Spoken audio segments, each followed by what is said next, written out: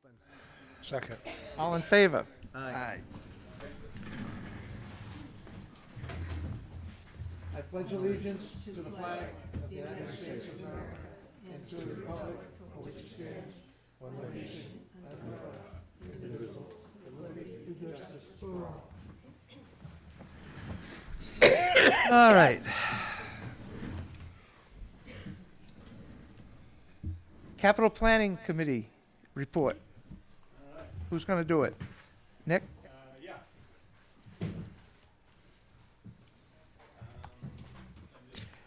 It's the microphone, and that way the people that are at home can hear what you're saying. Okay.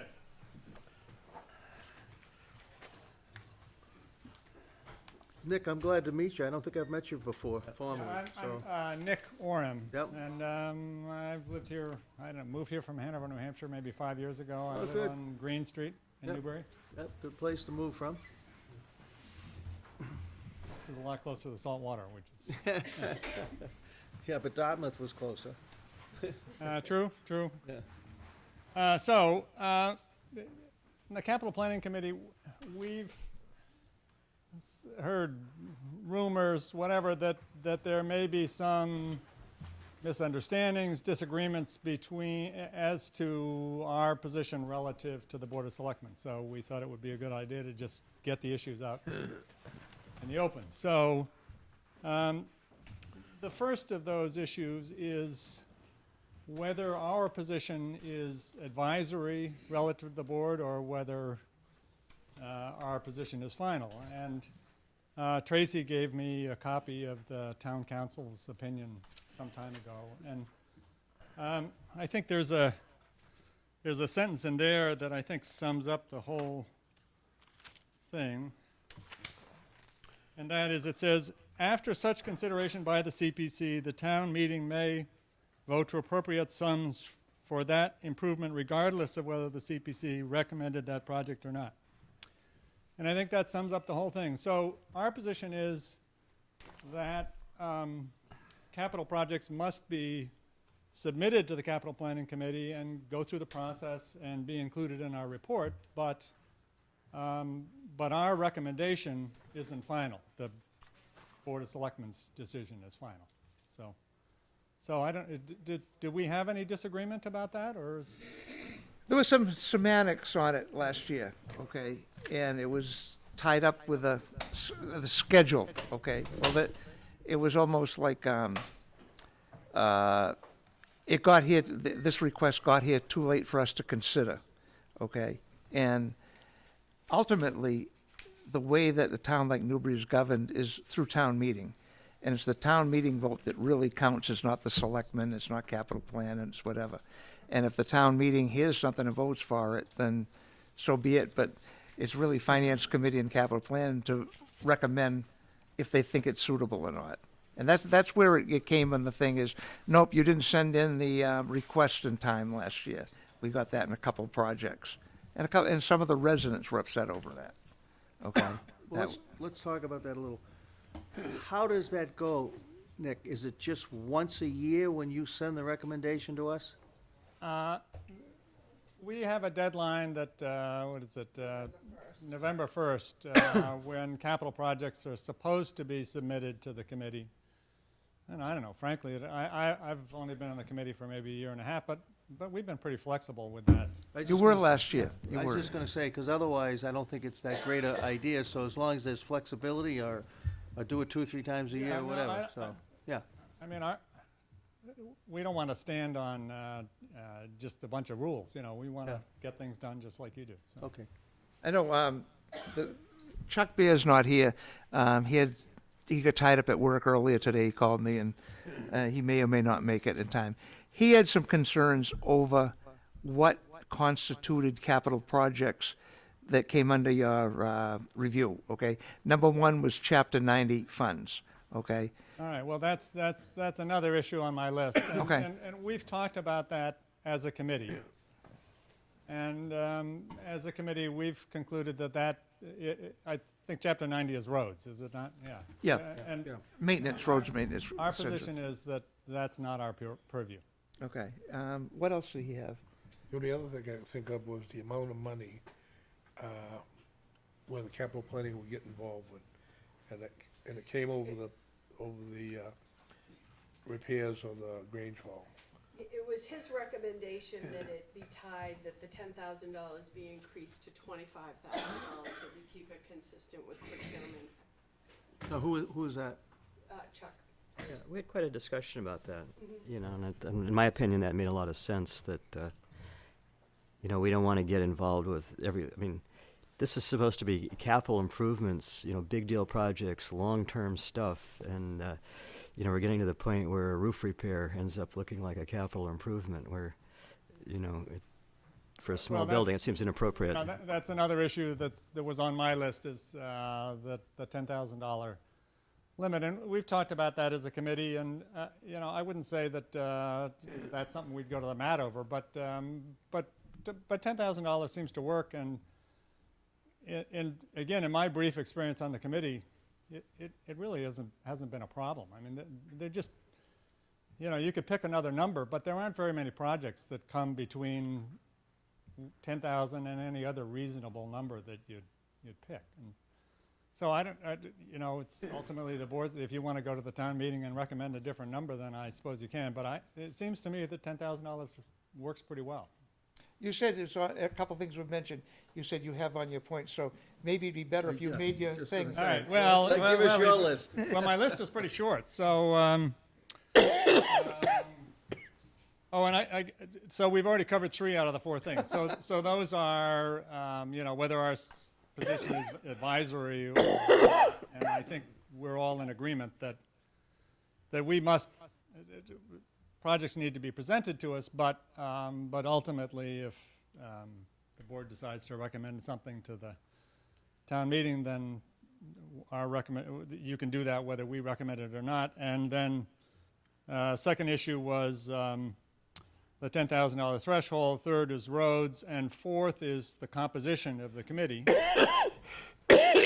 Right now, the committee consists of the town finance chairman, I think, and Tracy, or a town official, and Tracy fills that role, and then 2 members of the finance committee and 2 members at large, and again, that seems to work pretty well. So our position is that there's no reason to change. One of the discussions that have been had on that composition is that the capital planning committee really is no more than an extension of the finance committee because of, you know, whatever it is. And if you want an independent look at some of the money that's spent, it shouldn't be the same people. That was the discussion that was made about that. So anyway, something to think about. And you had talked about wanting to, although I would remain in an ex officio capacity, and then a member of the Board of Selectmen would serve in the voting seat. That was the only other thing That's that what you had he had, mentioned okay. during the discussions. All right, so we can talk that over. That almost makes sense. You know, because it opens up other communication. I mean, it seems like the finance committee is really gonna be very well versed with other, Larry and Bob being on Yep. that. And we're sitting in no man's land. So, I mean, if there was representative from the Board of Selectmen, that maybe makes sense. I think Well, all. and I think yeah. David's thing about 20 grand, we probably should revisit too.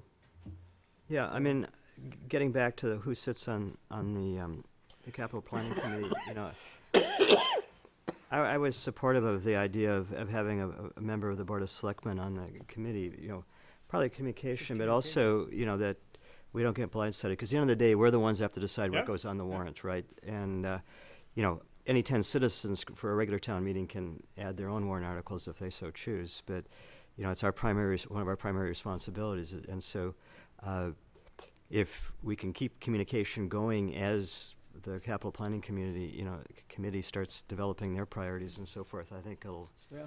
just help a lot in terms of keeping Yeah, both yeah, our board and your I guess committee. our and- assumption has been that Tracy's really the conduit, but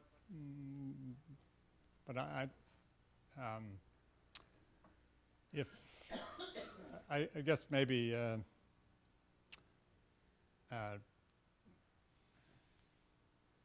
if it makes sense to have, so I guess what you're suggesting is one less person from the finance committee and a member of the Board of No, Selectmen? no, No? Tracy would be ex officio, so she wouldn't be a voting member.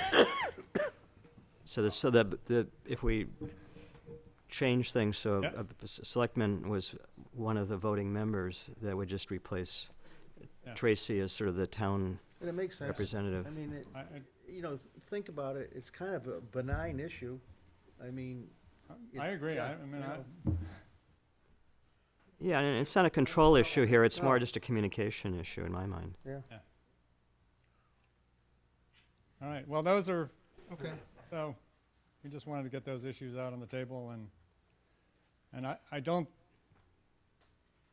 think that, in terms of the fuzzy issues anyway, I don't think we really have any disagreement. You know, we don't consider Yeah. roads our purview, and we recognize that our role is, in the final sense, advisory.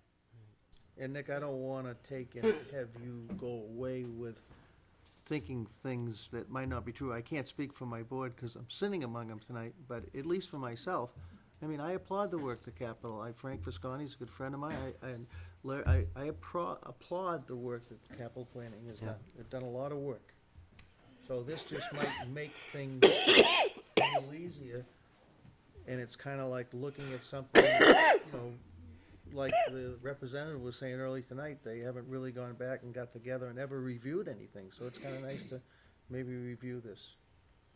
So, All right, Right, so in terms of going forward, if we were to change the dollar amount, that would be, and that would require an amendment to the bylaw, right? Right. And the composition of the, But it's not clear that the way the board, it's set up right now, there's sort of one town official, but it's not specified who that official is.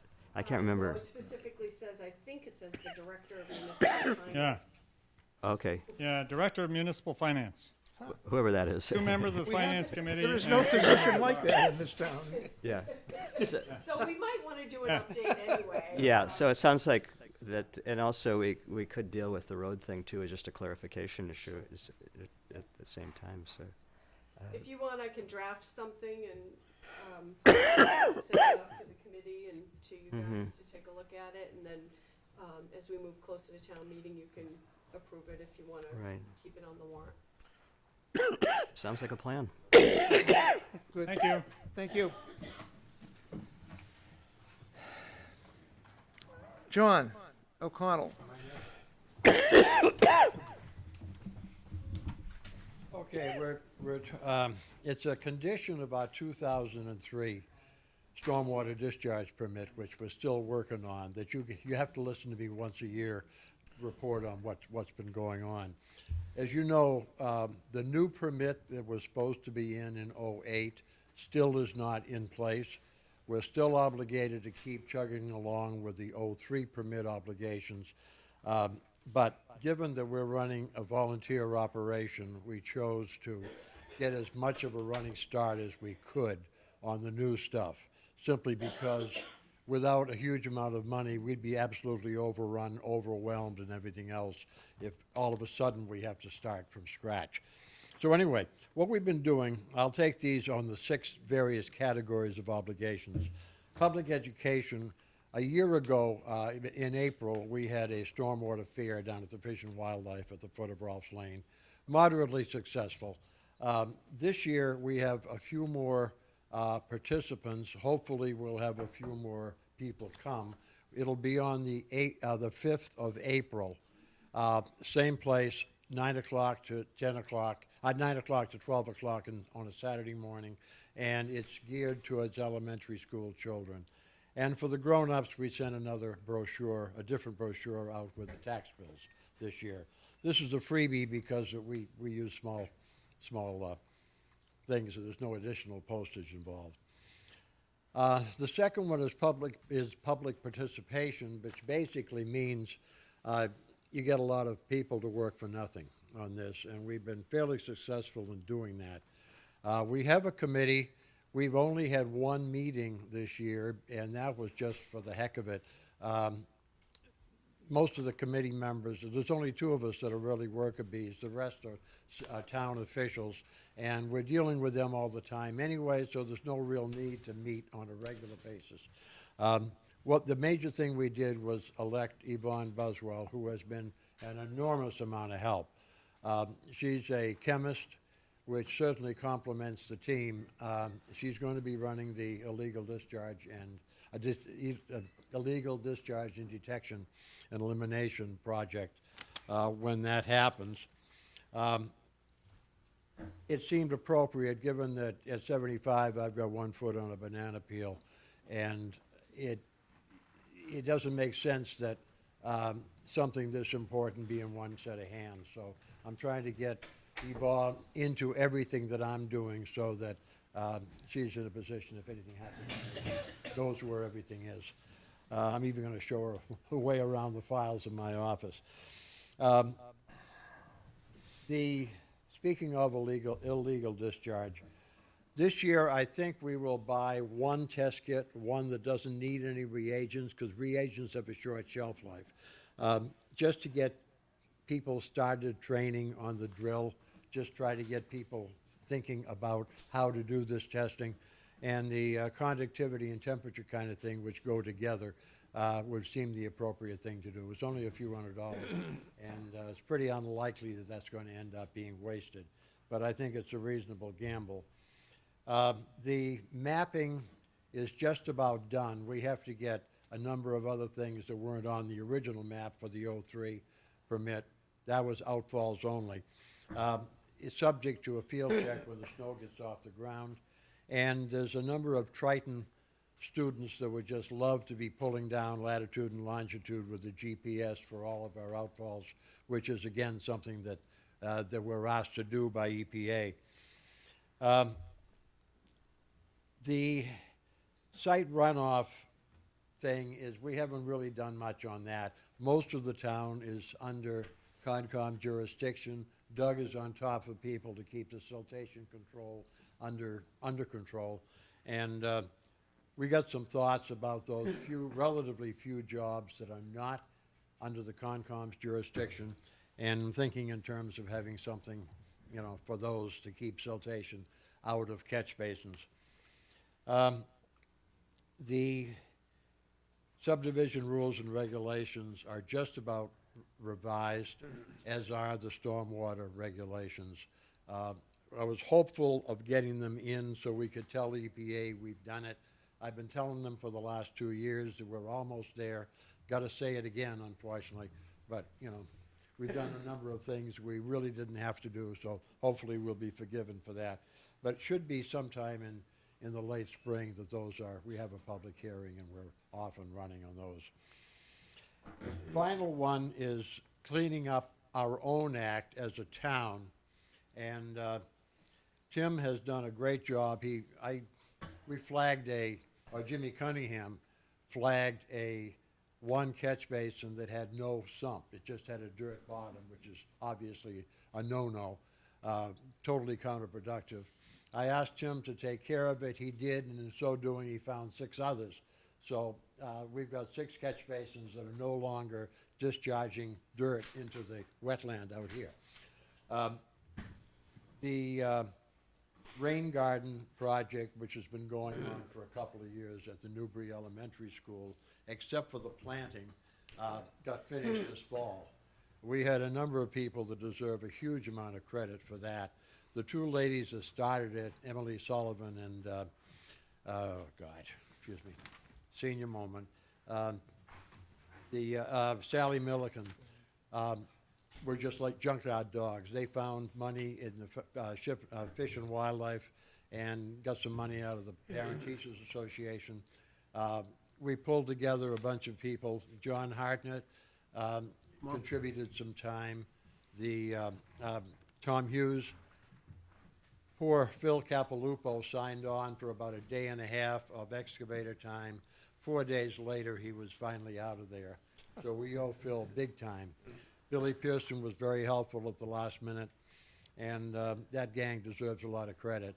I had an opportunity to mention to the lady in the EPA that is looking after our operation, Thelma Murphy, and I told her that we got a rain garden. It's like I just handed her a check for $10,000.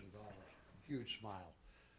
So that is definitely a major coup. the sweeping has been successful enough, it would appear, the street sweeping, that we're probably not gonna have to be, cleaning catch basins more than once every other year. I know you were interested in making that happen. It would appear that that is going to happen, and we're not gonna have to do it every year. That's good. So, there's another housekeeping thing in the offing, which has to happen anyway, but you can bet we're gonna take credit for it, and that's redoing the stormwater system along Main Street in Byfield Center.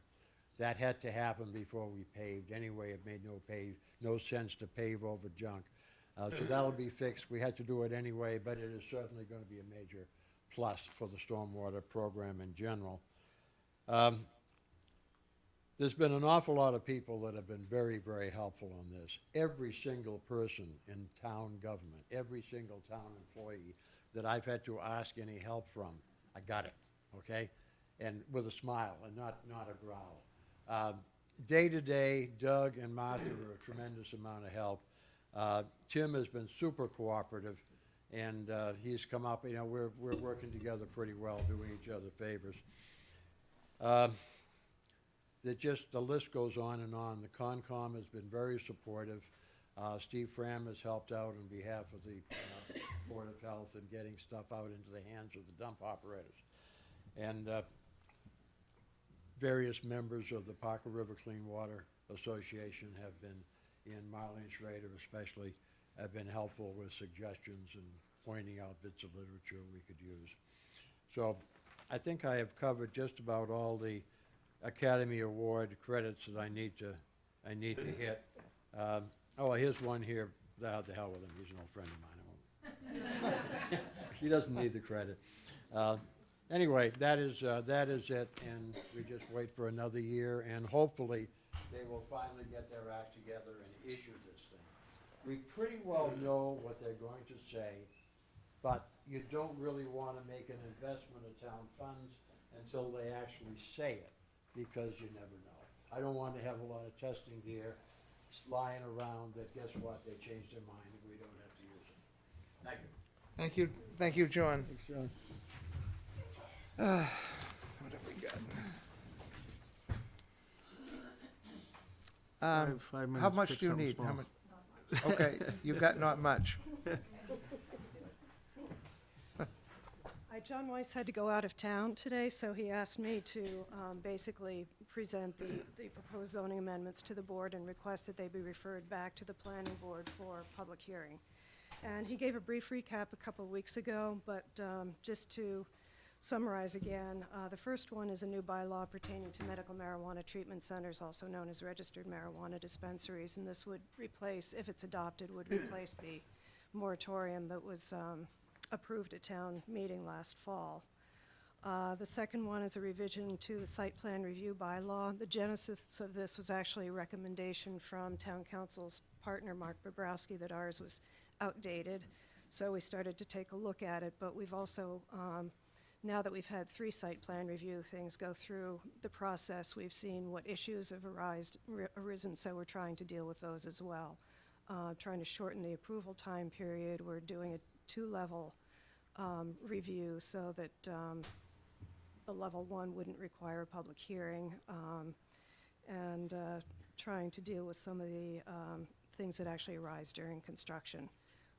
There are some submission requirements that go along with this. They're not part of zoning, but it's something that the board will also have to hold a public hearing on at some point. The third is revisions to the flood hazard overlay district bylaw and adoption of the FEMA maps, which are going to be effective July 16th, 2014. So that's a must-do, basically. The only other thing I wanted to mention is that this is not a zoning thing, but in relation to the stormwater report that John just gave, the board is suggesting that the Conservation Commission take over as the permit granting authority for the stormwater permits. So that will be a general bylaw change, doesn't have to go through public hearing, but I just wanted to let you all know that that's part of the changes that are being recommended. So that's basically it. So if you could refer those back to the planning board for public hearing, that would be great. Okay, I move that we refer these zoning items back to the planning board for a public hearing. Second. Any other questions, discussion? Does Doug know he's getting in for, you know, Yes, conservation. Yes, yes, they know that.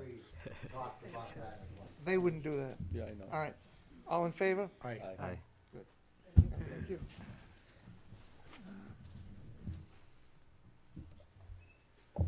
Okay. We have about 2 or 3 minutes before we start the public hearing.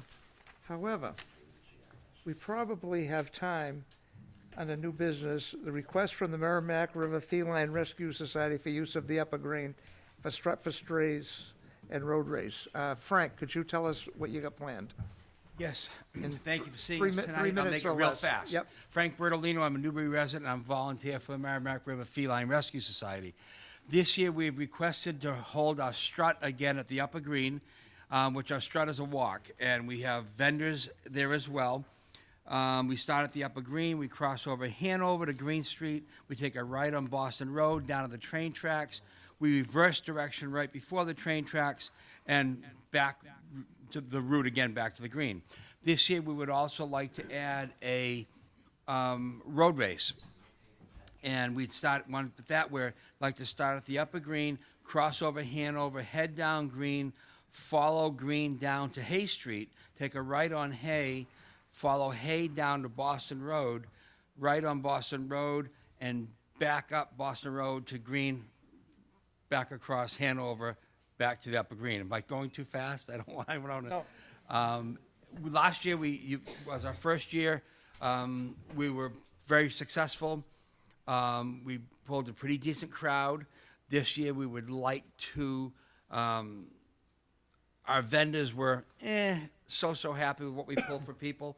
With vendors, they like to see a larger crowd. With the road race, which is huge in this day and age, everyone's trying to get fit. We know we can pull more people and have a much more successful strut. And this is one of our major fundraisers that we have throughout the year. And I shot an email across to Deputy Chief. I was just gonna say, Jess. And Last year's event went off without any issues at all as far as public safety concerns. The only issue we discussed was the crossing over of Hanover Street, which we were able to facilitate for them without any problems. I have a tentative meeting probably about a month prior to the event where we're going to go over the logistics and make sure that nothing's changed too abstractly from the last event. And if we have to make modifications, we don't have any issue making those modifications. So from a public safety perspective, we don't see any issue. Motion? I move to approve. Second? Second. Any other questions for Frank or comments? Nope. All in favor? Aye. thank you very much. Thank you, Frank. We did have one other thing, quick, was the use of the backstop to hang our banner the week prior.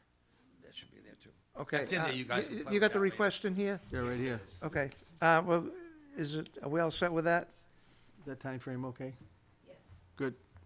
Motion to approve the hanging of the banner. Second. Okay. Questions, comments? No, all in favor? Aye. Done. Thank you, everyone, and Yep. thank you for your time that you've put towards our town. Thank you. Thank you, Frank. All right. Now we have a public hearing.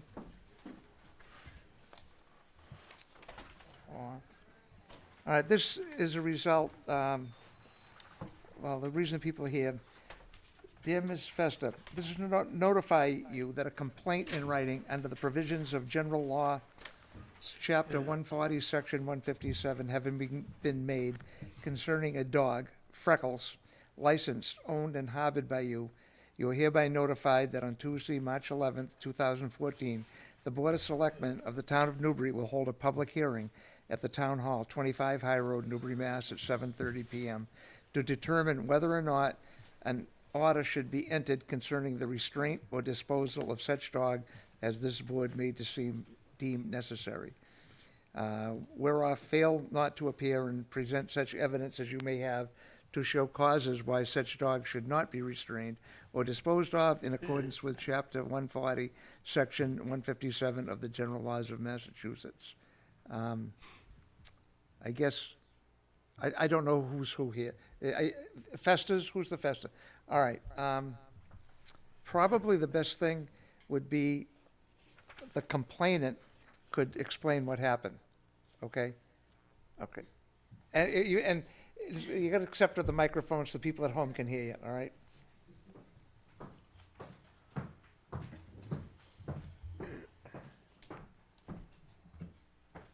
Well, on January 18th, I was jogging on Moody Street in Byfield and jogged past Mrs. Bester with her dog.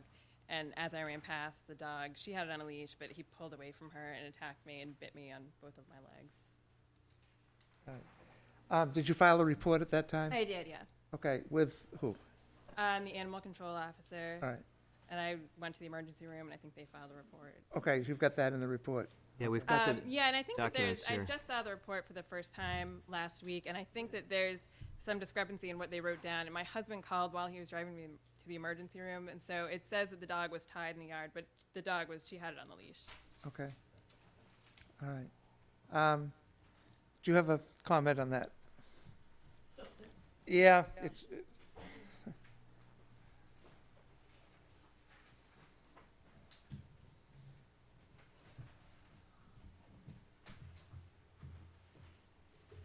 What she says is basically true. The thing that happened, the issue with the dog is he is very protective of me.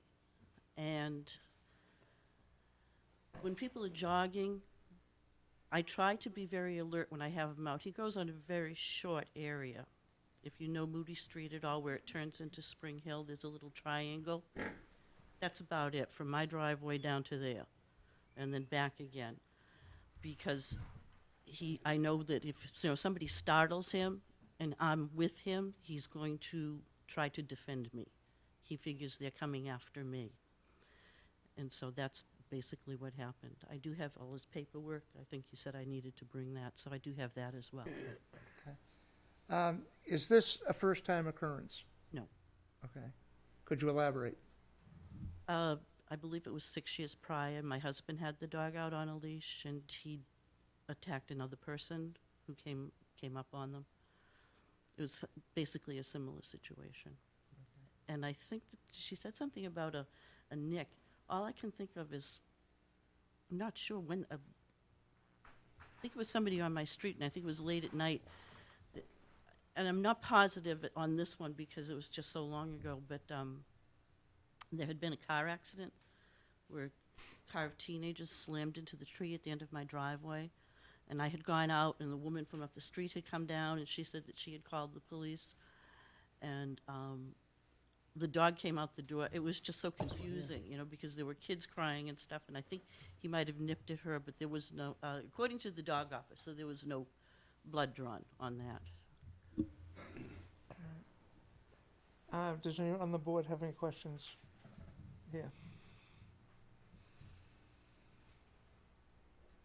No? Well, I might as well throw in a question. Okay. What are you willing to do, or what will you do to prevent this from happening again? It can't happen. What's gonna He happen? needs to be muzzled. I'm willing to muzzle him while I have him on a leash. I mean, at least that would prevent hopefully any biting, I would think. I don't wanna see anybody get bitten, whether it be a child or anybody I know. of any age. It's I not a good agree thing. with you. I agree with you. I was terribly upset. And the thing that bothers me is, he was on a leash, and then there was a prior incident too, so, I don't know. Whatever the board thinks. Do you have anything? Was it just one other incident, or were there 3 incidents altogether? Listed by the dog officer, yes. What's your name? Carol, could you Come up here. tell us what you know about this? You've had all the reports thrown at you. I haven't seen anything else on it. Okay. other than your letter. In 2006, Alberta quarantined the dog, and the person got bit on the leg. In 2010, I quarantined the dog for a dog bite, and then in, January, on the 18th, the dog Was bit again. It was, the 2010 the one that was the, which was the nip? You told me that it was if, just, we usually get something from the, hospital. So if it had to have scratched or broke we do not quarantine unless it actually breaks the skin. was that the So- 2006 that it was? Because you had told me one was nip. But if it broke the skin, it still had Okay, to be, okay. it's still a quarantine. Okay, That's the state law. okay. Yeah, you've got a comment here. I don't know if I'm the Could- 2000, Could, yeah, and I'm not sure if I'm the 2006 bite or not. I was walking, I walk almost every morning, at least I did. I came down around Spring Hill Road. John Festa was there, and he had the dog, and the dog was on one of those retractable leashes. And the dog was up on a hill. I was on the other side of the street, walking, not running, not a threat to Mr. John Festa or the dog. The dog came down off the embankment, hit me on the inside of the leg here. I put this hand down because he banged into me, and he tore me open here. I went to the emergency room, and the ER physician said I was very lucky, it just missed the artery. Mr. Fest, John never even yelled at the dog, tried to pull the dog off of me or anything else, and as I finally got away from the dog and ran back up the street towards Mr. Foley's house, the dog got me here. And he never even asked me if I was all right, he didn't ask anything, and I walked home, which is about a quarter of a mile from their house, and called my son, who took me to the emergency room. And I believe at that time, I don't know if you were the dog officer. Yes, I was the dog officer, And she- not the animal inspector, Yeah. but Because I didn't know we had a dog bite officer. And she came and she contacted the Festas and told them that they at least needed to do something, and, you know, I never heard anything. And then my husband took me up and showed you, and I got out of the car and showed you all the damage and the bruising and everything else that your dog had done. And at that point in time, I believe the dog was, they were told to keep the dog not on one of those expanding leashes, but it had to be kept under control and on something no longer than, I believe it was 6 feet. And to the best of my knowledge, the dog has bit 3 other people since then, not including the latest person. Julie, just so I can get the chronology, were you the 2006? I believe so. Yes, you were, it says, I I'm got it. sorry, it does say right arm and the leg. Yep. Thanks, thanks. did you have a comment, John? As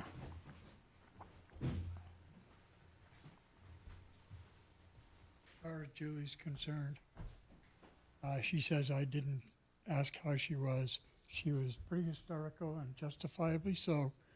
After the incident occurred, I did ask her how she was. She was at the hospital. I called her son to ask how she was doing. She's making out like we didn't give a damn. That's not the case at all. And he's never been out of that house without a 6-foot lead, or on a leash less than 6 foot since.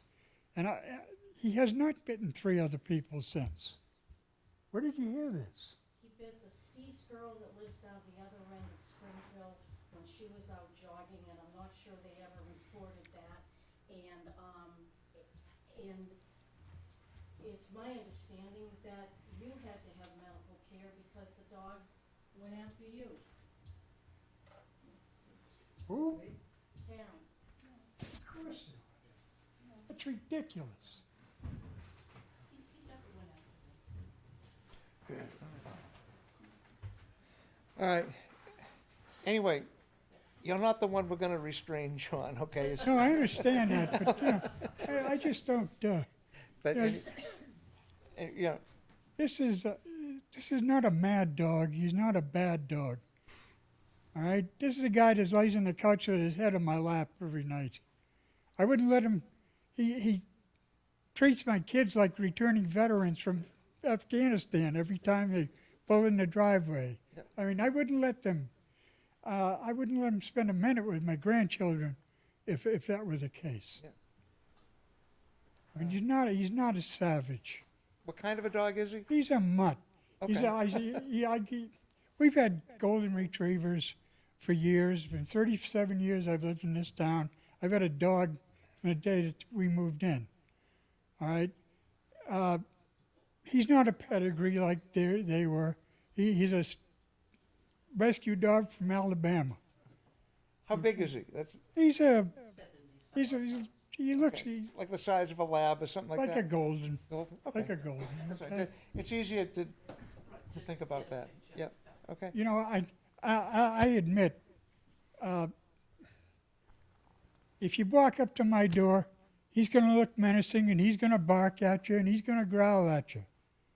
I've never discouraged him from doing that. I had the prettiest golden God ever made when my kids were 6 and 4. And I came downstairs one morning and I went out on the deck to grab my newspaper and I noticed my car was gone. And I called Karen downstairs and she walked around the house and said, hey, the TV's gone too. And that was a beautiful dog, but basically he let the robbers come in the house. We're in there sleeping with 2 kids, Karen and I, and his burglars running around the house. He didn't make a peep. So I've never really discouraged him from barking at strangers. That's what people have dogs for. But he's not a bad dog. Okay, all right. Truthfully, he's the only dog that's been my dog. Sir, you've got a comment. Not too long after the dog bit Julie, I was walking down Moody Street with my granddaughter, who was about 5. The dog charged out of their yard. My granddaughter went up me like I was a tree. The next thing I knew, she was on my shoulder. The dog charged at me, and all I did was glare at it, and it stopped. It didn't bother me at all.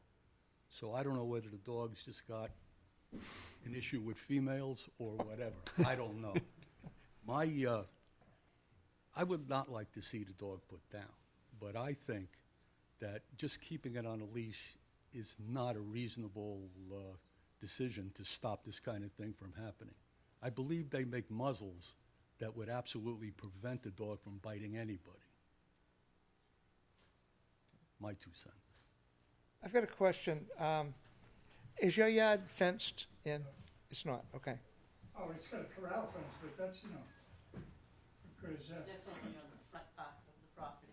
Yeah, okay, all right. And if you have the dog in your yard, how do you keep it? He's always tethered. He's always tethered, okay, all right. That takes care of that. Anyone else have any comments they'd like to make?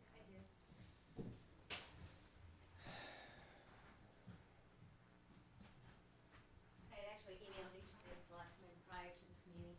I'm Kathy Downey, 54 Main Street, Byfield. Actually, that's one of my favorite routes with my dog. Although I've never seen Freckles, and I've never feared walking by there. As I told the selectmen in my email, I actually fear sometimes more walking by homes with electric fences, because some of those dogs I find aren't so socialized, and they race back and forth and growl. And there was a case in Byfield that I stopped going by this house. It was a German Shepherd who got out, and I think the people finally, I don't know what they did with the dog, but I think the dog bit someone. But I guess my long-winded response is I hope you act with some humanity in your hearts in this decision. I don't think anybody's talking about executing the dog, and I don't want that to happen. I think the owners offered to muzzle the dog and restraint to protect the dog, to protect people, and I think that should be the way to go. So, Thank you. Can I say something? Yes, John. We need the microphone. We don't, but the people at home are listening do. It really has nothing to do with this case, but well-minded people have put a leash law in this town, and they did it for good reason. Excuse me, we don't have a leash law. We don't have any leash law. We don't. No. Well-minded people decided not to. Oh, that's good. I always thought we had a leash law. No. But it doesn't allow you to let your dog Because bite people. what it's done basically is it's kept dogs from socializing not only with other people, but other dogs. Yeah. And strangely, they don't react to people and dogs like they did when we grew up. Yeah.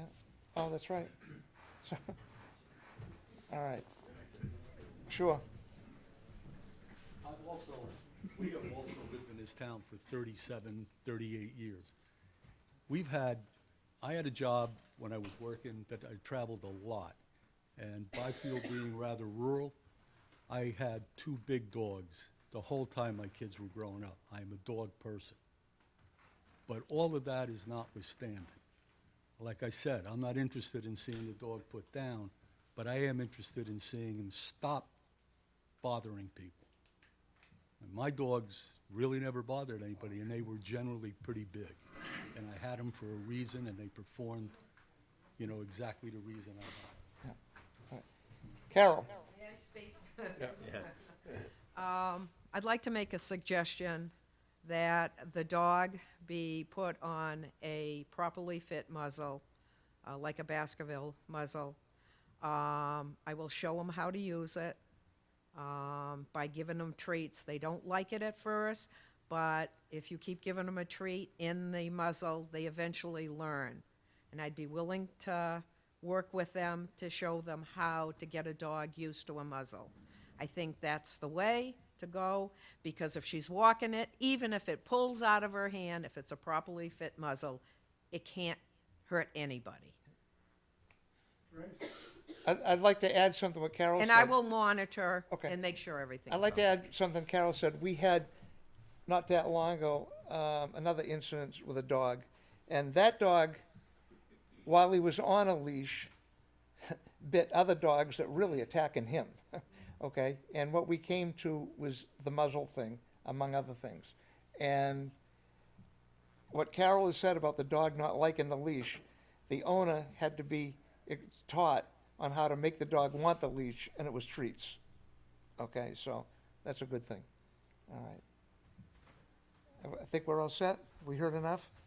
All right, we start out with a motion. Yeah, I'll make a motion that we require that the dog be muzzled when it's outside the house and kept on a short leash. Second. Okay. Can I add something? Now's to the time for discussion. yeah.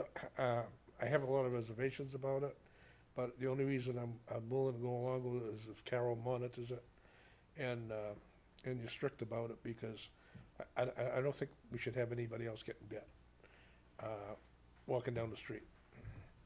So, if you say that. I fully agree with you, and if I didn't feel that the muzzle would prevent someone from getting hurt again, I would not suggest it. And I trust you. I trust you. I'm in public safety, and that's my primary I concern. trust your judgment, believe me.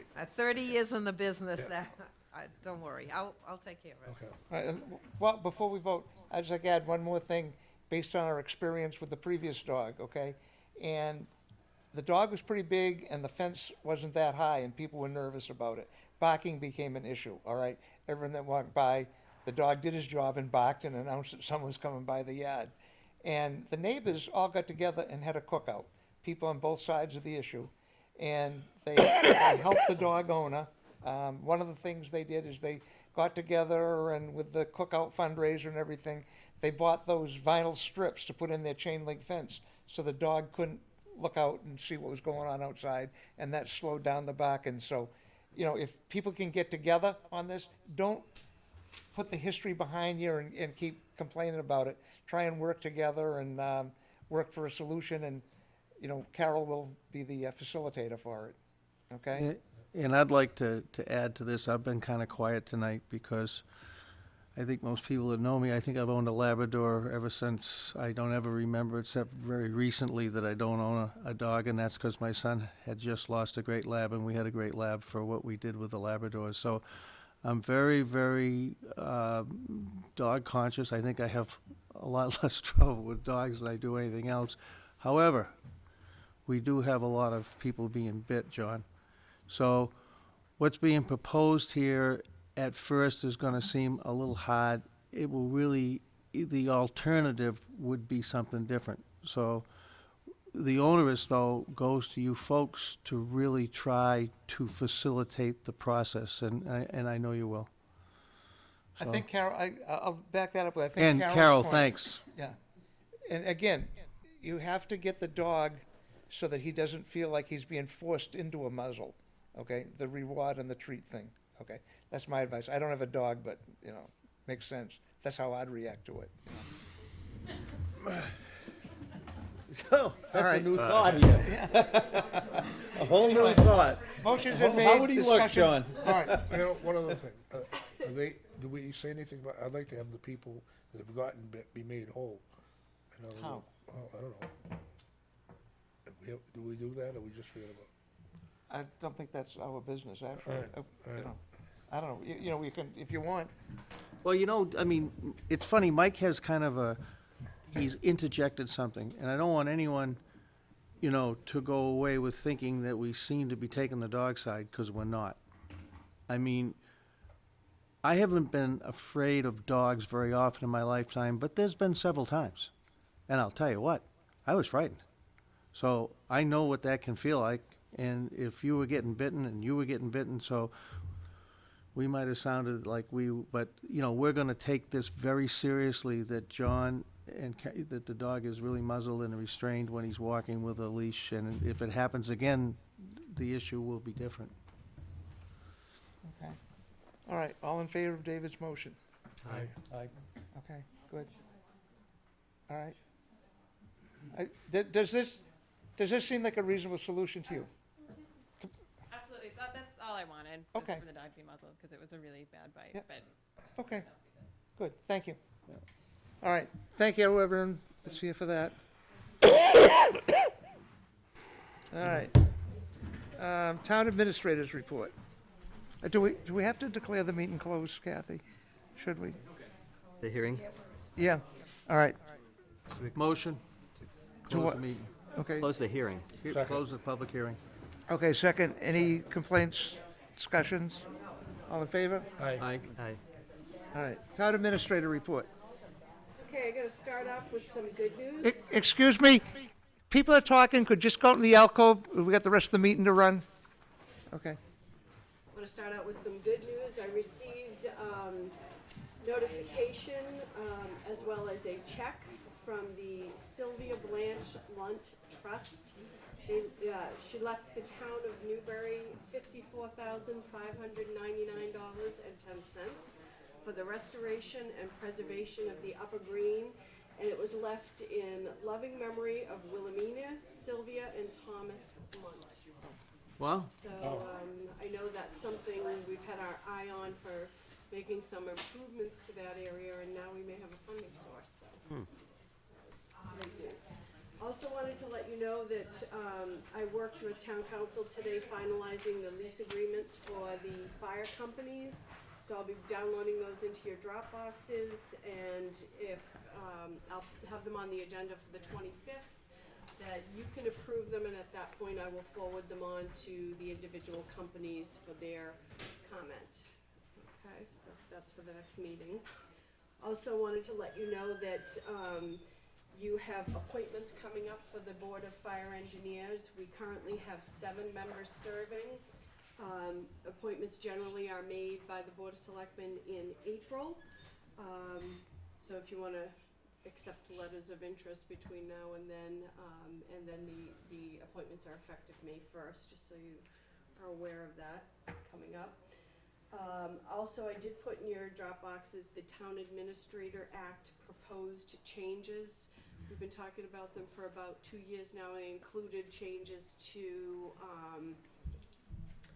the appointment versus elected structure, including the fish commissioners moving to an appointed status versus an elected, to address any of the ethics issues that have been identified during the past year.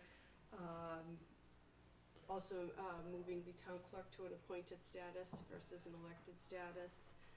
There was changes to some of the budget deadlines. It was putting them more in line with what we actually do, as well as, one other change. Oh, the other identified change was making the principal assessor a member of the Board of Assessors, so that you would have 2 elected and 1 appointed. So those are all in there. Where did you put it? I don't see it. It should be in your Dropbox. Which folder? The BOS materials? Information from Tracy. We got 3 of them in there now. 1, 2, and info from Tracy, info Tracy 1, info for Tracy You 2. only have 1. C3. It's all right, we got to it, don't worry about it. I only Yeah. have 1 on mine that I put the. These are Okay. ones we should have been We probably gotta get getting this rid in. of. Anyway, Okay, yeah. I'll look for I it. only have 1 that I put. Yeah, we got info an in. info and an info 1 and 2, but that's all right. oh, I found it. It's in Tracy 1. Okay. Yeah. Okay, so that's in there if you wanna take a look at, and if you approve of those changes, or if you have anything else you want in there, we can adjust it prior to the, warrant posting. Let's see, our snow and ice deficit, I think Chairman Story mentioned that it's right now at $113,945. I expect it to grow, even before tomorrow, tomorrow night's anticipated storm. We also received, we made a purchase of an emergency response trailer. I don't know if anyone's seen it. It was received I was successful in getting a grant from Maya for $10,000. So we've got all of our traffic cones and signage, everything in one trailer that we can now just hook up to any of the emergency vehicles and move, rather than trying to go to various locations in town and getting the pieces of equipment that they need. So you may see that. Here's a picture of it. Also, just wanted to let you know that I've been notified by Joan Wayburn that she is not going to be seeking re-election for the moderator's position, so I wanted to let you know. The board wanted to send a letter of thanks for. Yeah, we her should many do that. years. And Chris Armstrong took out papers. He's going to run for the position. He took out papers this morning, I think Susan was telling me. Okay. So we have someone running for the position. He's got a pretty good background, doesn't he, Mike? I guess. What, You couldn't get a better person, I'll tell you that right now. no, what did he do, He was- other than a good person? Chief Justice of the Appeals Court. Yeah. So, You won't get a better person. that's pretty good. He should have been. He'll chief- figure out the rules. So, anyway, He's a so good anyway, guy, too, yeah. that's all, talking about, you know him, so that's it. Before we leave the town minister's report, I wanna bring something up on what Tracy Okay, said. well, when she finishes, yeah. I've Yeah. got it. Oh, good timing. All right, you ready? All right, I wanna take a step back, because she was mentioning about appointments to the Board of Fire Engineers. And I wanna take a step back in time to Dr. Russo, when they, give you a little history on how the appointments came down, because did you get letters from certain people submitting? There are 2 to date. Okay. I would suggest, if we get letters like that in the open, it's never happened before. Usually it's the companies that propose the next in line, who's an officer in the company, they go through the Board of Fire Engineers, and then the Board of Fire Engineers selects who they want, and then we do the appointment. But I think up until the time when Dr. Russo was on, and there were a lot of changes to the Board of Fire Engineers. And up until then, people coming on, it was pretty much a popularity contest.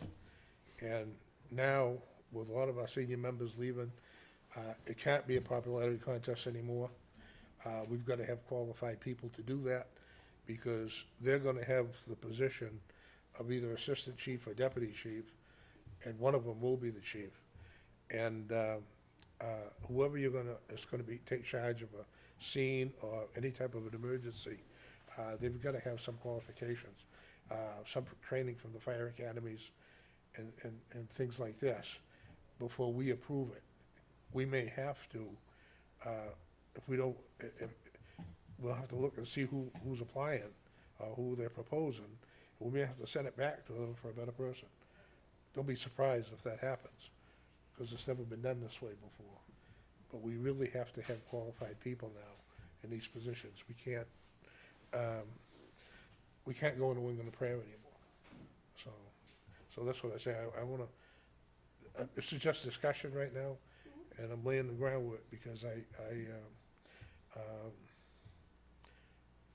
I think probably those whatever letters you get, any requests, people that wanna go on it, should go to the Board of Fire Engineers and then, see what they come up with, let them act on it, and then make a recommendation. And we should see some type of, documentation as to what their qualifications are, just like we do with the police and everybody else. I think in the way the legislation was written, that it's supposed to come to the Board of Selectmen. That letters of interest and qualification should come to the Board of Selectmen. First? Yeah. No, okay. But there's no reason why the two fire companies can't sort of, Submit whoever. amongst their, you know, Absolutely. between themselves decide that, you know, these are the people we would like to see on the board and have them. And again, I think especially with that type of position, but really with any board, we're expecting a resume that outlines the qualifications. And you know, if they don't show us a good set of qualifications, I can't see myself appointing somebody Yeah. to that board. Is there, I wanna throw in a is there wild- a set of qualifications for the Board of Fire Engineers stated anywhere? In the legislation that you wrote and had Just- accepted, Yep. it's pretty broad. This is the new legislation. Yes, which is what governs. Yep. Newbury. Absolutely, yep.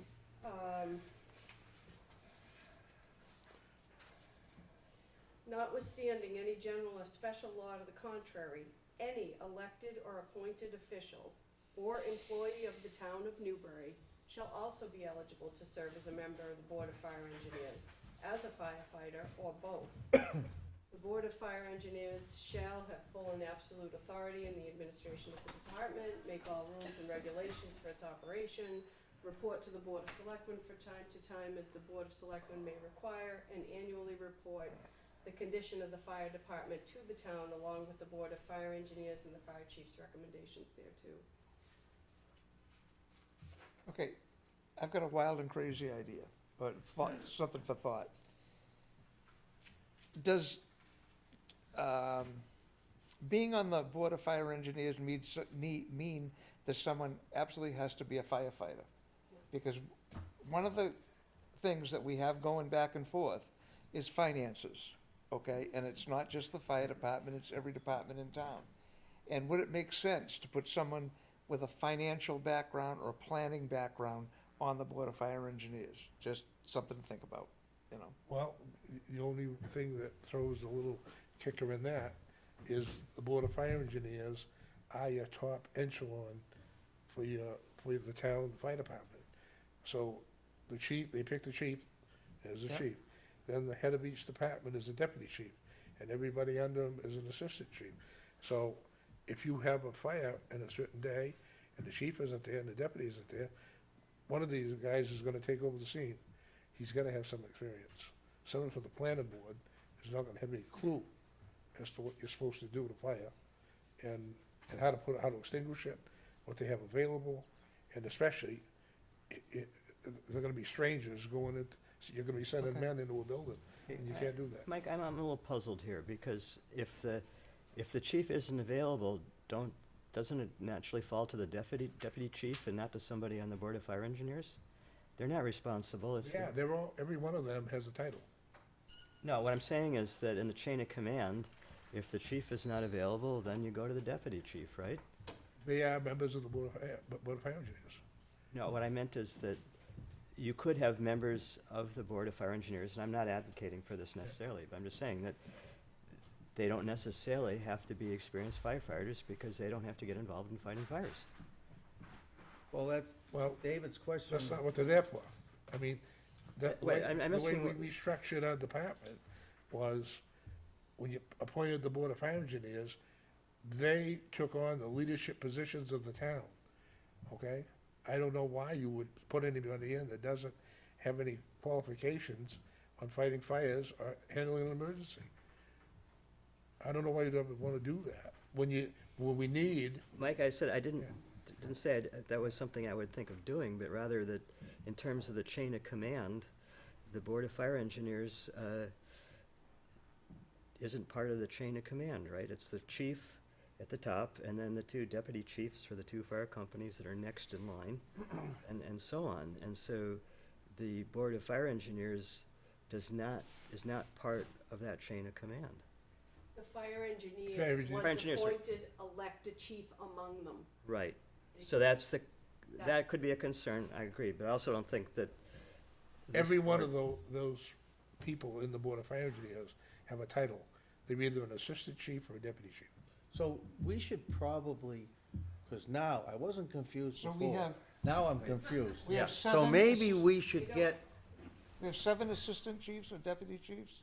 No, there's a chief, yeah, 2 deputies, Yeah. the heads of Each this company. company, and then the rest are assistant chiefs. There's 3 from each.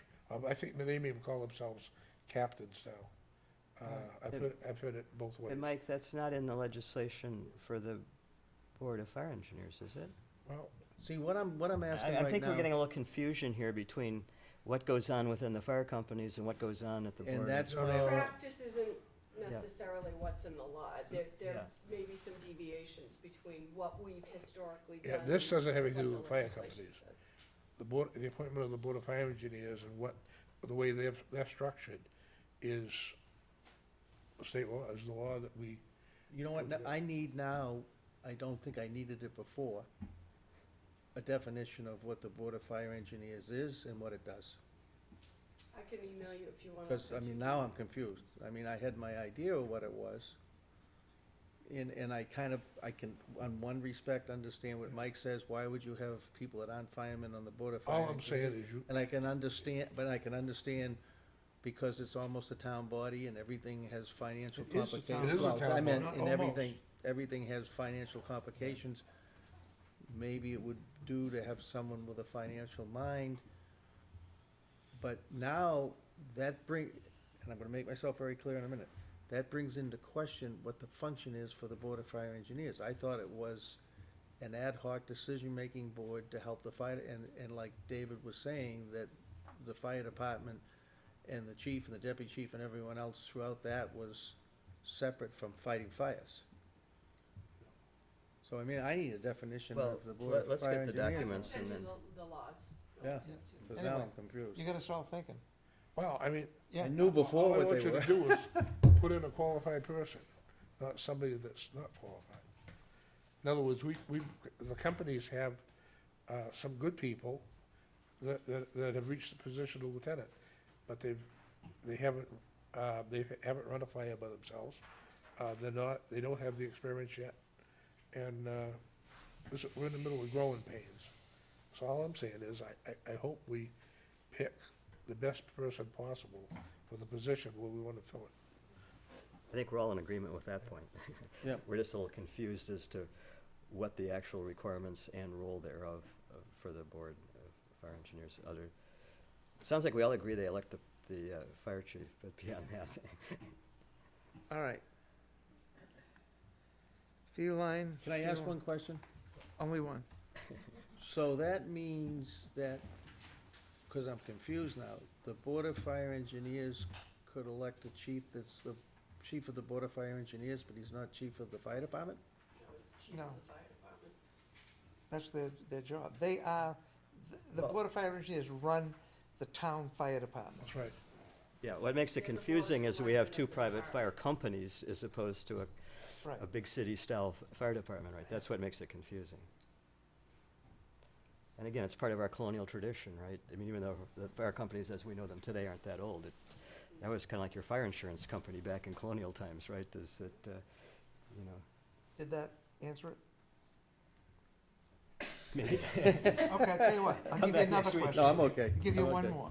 I mean, I can really understand, what Mike's saying about qualified fire people making decisions about fire departments, but I can also understand maybe what was being stated before, that if it's a person that has financial backgrounds, they could help, but I don't know, I'm confused.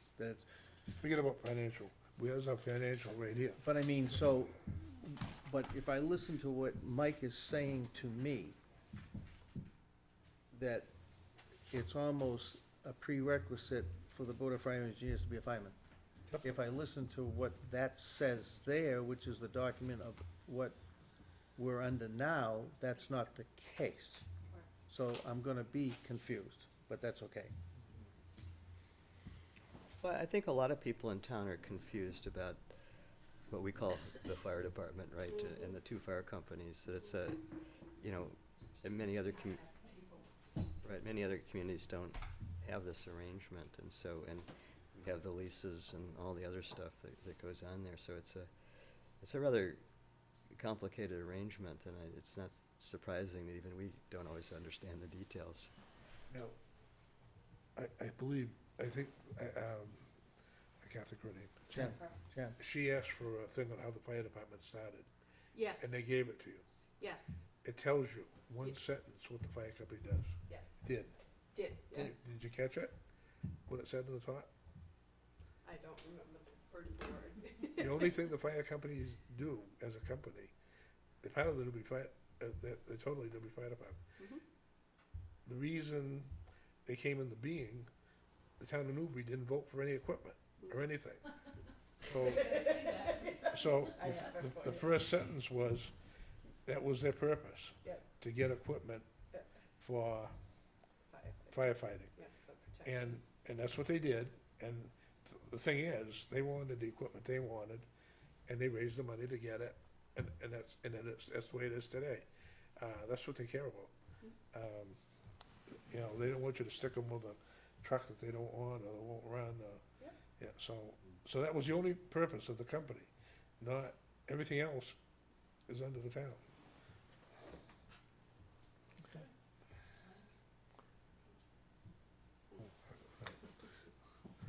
I gotta go. All right. I'll be right back.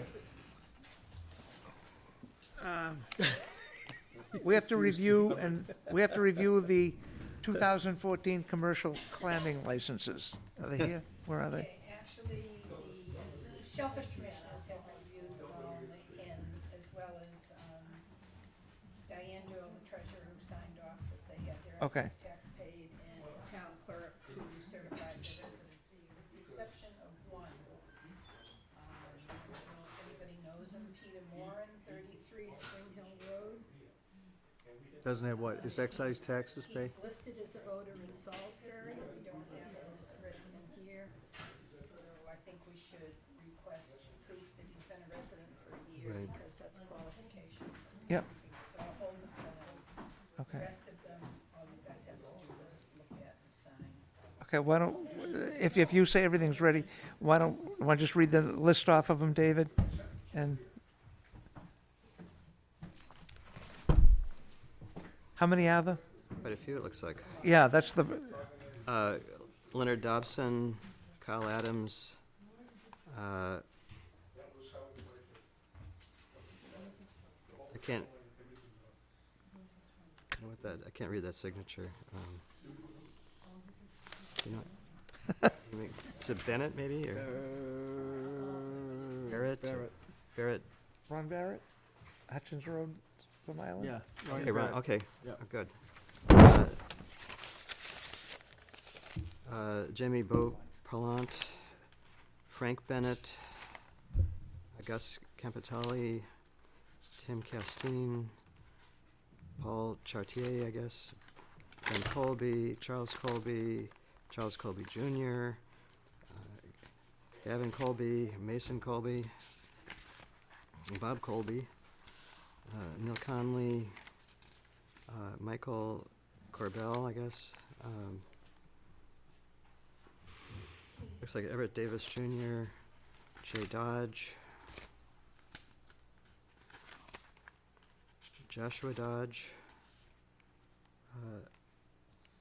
Emmett Derval Hall, Jacob Derval Hall, David Elwell, Frank Elwell, David Foley Jr., Douglas Foley,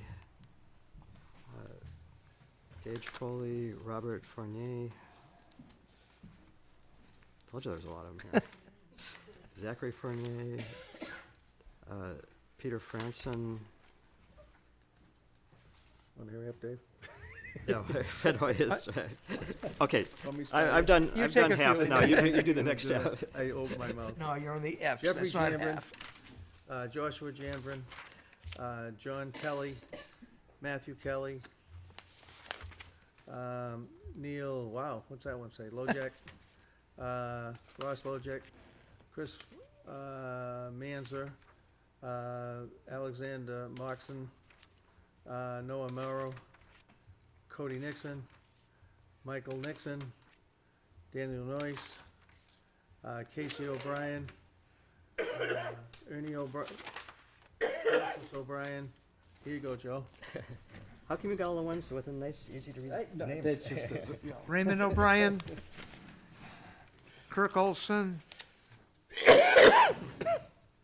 Travis Papulius, William Papulius, Eric Peterson,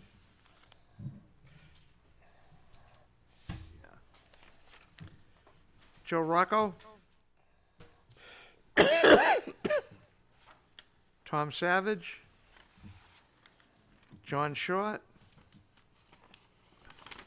Will Short, Paul Thistlewood, John Thistlewood,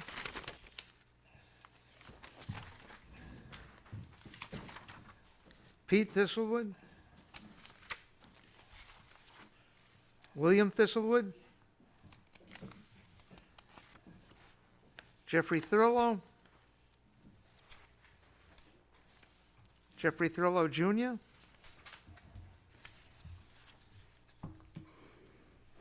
ha, got me. Dalton Zietzen, Tara's, what? Zitzen, okay. oh, it is with a T. Uh-huh. Dimitri Zitzen, That's a, boy, Martha's Jim sharp. Welch, Robert West, Russell West, Timothy West, Tom White, David Wood, Jacob Wood, Stephen Wood. All right, motion, To accept, and if we missed one and it's in Wait, the wait. pile, they get them. we got every one of them by definition. Motion, Motion to approve. Second. okay, any discussion? None. All in favor? Aye. Okay, and we have the other individual that we want to request, so Evidence we that want to it's- send a letter showing him proof of residency for the, and it's got to be 12 months, right? Okay, Next year on the form, let's write, please print. Most of them are pretty reasonable, but there are a few. all right. John, appointment of John Regan, police officer. Give us some background. Yeah, we have that open position that was unfortunately left by the untimely passing of Officer Frappier after an extensive process of reviewing candidates. Officer Regan, who's been with us as an officer since 2011, performed very well in that process. Actually, they all made the decision very tough. They all did very, very well. By all, I mean the reserve officers that we do have on our force right now. But he was the one that rose to the top, and I put before you his name for the appointment to that full-time position. The appointment date to be effective April 1st, and the reason for that is to facilitate some administrative scheduling requirements that would be make that work better for us on that goal. So with your appointment, it would be for the 1st of April.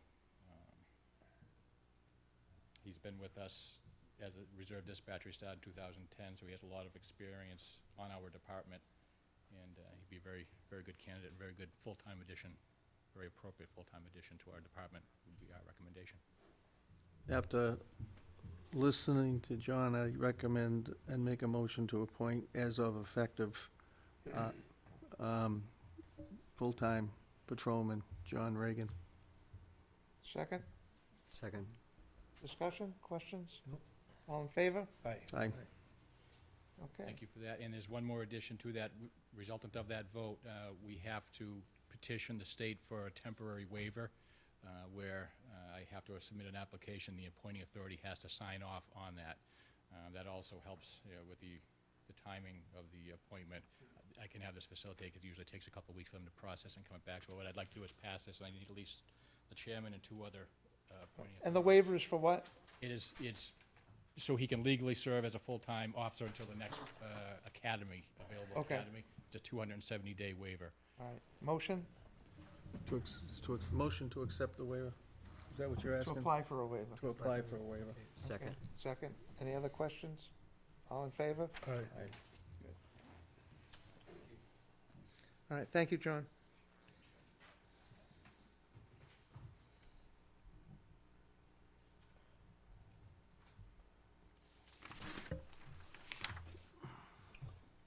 I'll get it. Just Mike's pen? Yeah. Does he need it? He's staring at me. I should have got a joke for that. Thank you.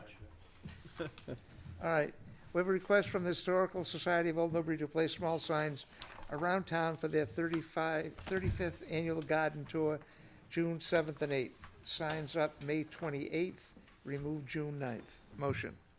Motion to approve. Second. Questions, discussion? All in favor? Aye. Okay, okay. We also have a Class 2 license renewal. Seco Cycle 4 Newburyport Turnpike. Motion? It's a renewal, it's been there before. Motion. Second. Questions? All in favor? Aye. Aye. Okay. The minutes of the 25th, February 25th meeting, those ones you electronically sent to us? Motion? I wasn't here, so. Motion to accept. Second? There was one I missed too, wasn't it? Trying to think of, yeah. Oh, okay. I'll second it. And me and Jeff can, That's what I me and was Jeff gonna can vote on it. say. We can't vote it, though. Yeah. Why, there's 4 people here. Yeah, but there's only 2 people that were present, that are here, that were there that Was night. was I here? Was it? Let me look at it. I don't think you was. were, no. No, I think you guys were not, that's why I was being quiet. In the attendance were Selectmen Story, Bear, Walker, and Town Administrator. So I don't think 2 people can vote to accept the minute. We may have to put it off till the next. Until Chuck comes? So Chuck comes. Okay. All right. And if we had any communications from anyone? Just give you an update on some stuff that's going on with the media committee. We're getting estimates right now for a ceiling projector and a screen that would come down, so in the future, we wouldn't have to have the folding screen and try to figure out where to put the projector. So we're looking at, a couple different locations. We've sort of scoped out the size we need, given the size of the hall. The other thing we're working on is that there was a lot of interest in getting a fairly large screen TV that could be used just routinely here in Town Hall to broadcast announcements, and could be used, for reviewing, selectmen's meetings or whatever. And so that's also in progress, and it's just a little bit more complicated than what you would normally run into, because we want to be able to tie it into the cable system as well. So you need some special equipment, and make sure we get enough plugs and holes in the right places for everything to fit together. But that's moving along, so I think we'll probably be ready to order some equipment before long. And that leads right into acknowledgement, receipt of Comcast PEG access support. We received a check for $27,317.69, and that's for the 4th quarter of 2013. So anyway, we hopefully. Just one other item, we're gonna get some more audio equipment to help us, and some tripods and stuff to make it easier to do recording off-site. So we're not ready to go live like with town meeting yet, but at least,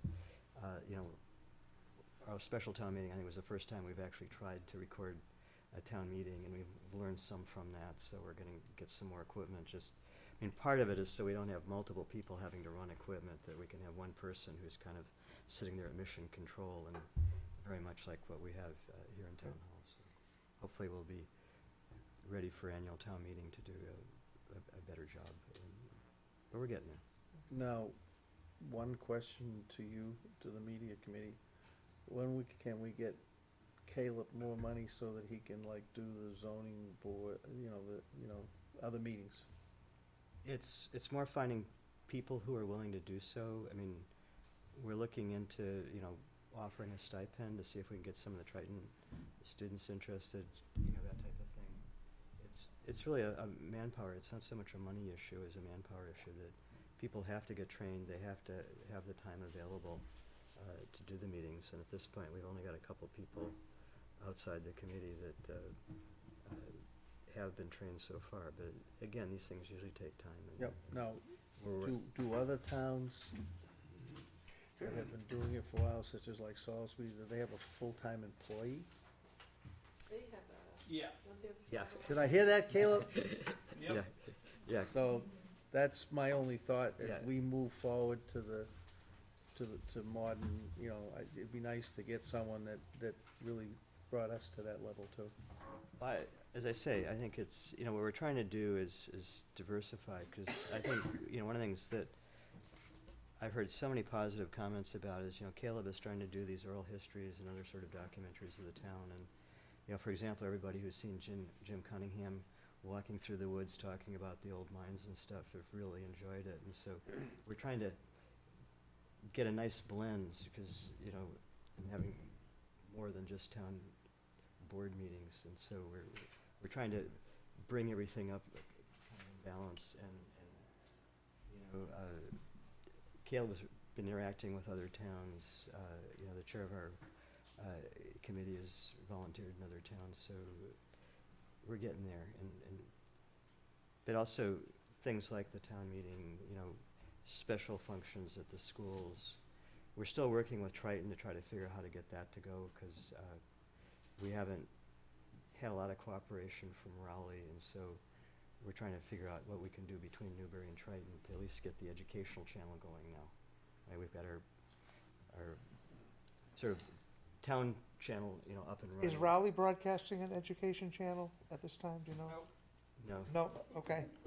See, my only thought is, and I think the squeaky wheel gets the grease too.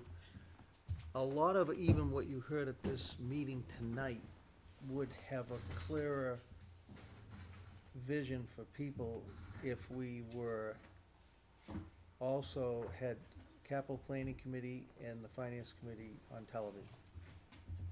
And everyone's worried about the finances of the town. And, that's part of the little keys, even though the CPC is advisory, the finance committee has a role.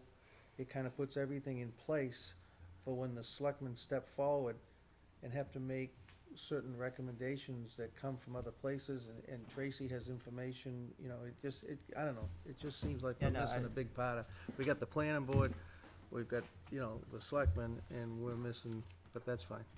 Well, what our original sort of priority list was obviously the Board of Selectmen first, and then the planning board, Conservation Commission is sort of next on the list as one that. And they're not on either. Yet, but. So, I mean. I know, I That's think we've okay. done a good Yep. job Yeah. so far, but We're not Fox News, I'm sorry, Jeff. Caleb, I tried. Well, what the plan is for the thing is that I haven't done any more meetings yet because if I can't be here, if I can't be The here, wizard. could you step up to the The Wizard microphone? of Oz. I didn't know why angles. The Wizard of Oz. We'll put a microphone in the back room for you. The reason I did that, the reason we haven't done any more meetings is because what I said is I want at least one person for every meeting, like in case I'm away and I can't be here. Once the meetings start, I don't want somebody to miss a week, you know what I mean? So that's why I've been trying to get, like Steve St. Arnaud, or whatever his last name is, does the planning. I do the selectmen's, and I know that the goal of public access is to get people involved. So that's why if I do them all, then people are going to, Okay. you know what I mean? So that's why I'm trying to get, and we talked about doing a stipend last meeting, and I'm also working with Triton more. If this music festival thing happens on that the Byfield Arts is trying to put together, the equipment that we're buying is going to make it so, and I already talked to Bob Lathrop about getting kids to come volunteer with me up there, getting a couple different crews to come work with me, and then hopefully get them involved more with, do something fun, and then say, all right, we have a stipend, if you want to come and help do meetings, you don't have to do it every week, maybe once a month, and make like a rotating schedule, because Triton is like really wants to join with us more. So I'm trying to get the kids more involved, but it just kind of takes a while. So we'll see. But at least we got kind of stipend thing kind of figured out. So maybe we can make some headway with. Gail, do you want to mention what you're doing at Triton? What I do after school? Yeah, I teach after school program on Thursdays to middle schoolers.